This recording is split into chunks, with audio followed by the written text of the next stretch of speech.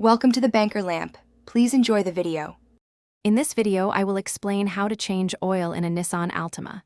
First, gather your tools, a wrench, an oil filter, and about 5 quarts of new oil.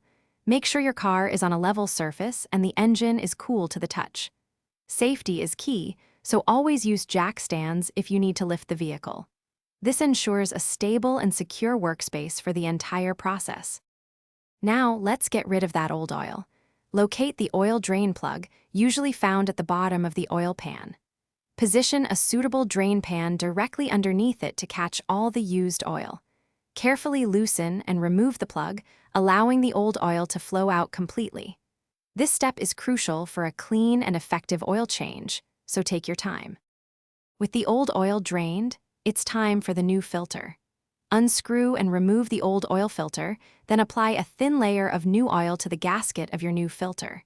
This helps create a good seal. Once the new filter is securely in place, pour the recommended amount of fresh engine oil into the fill port.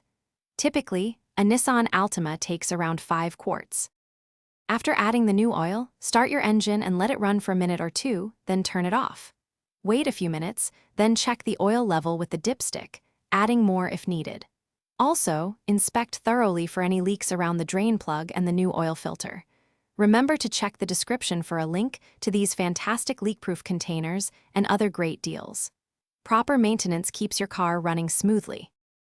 Thanks for watching. If this was helpful, leave a like and consider subscribing. See you next time.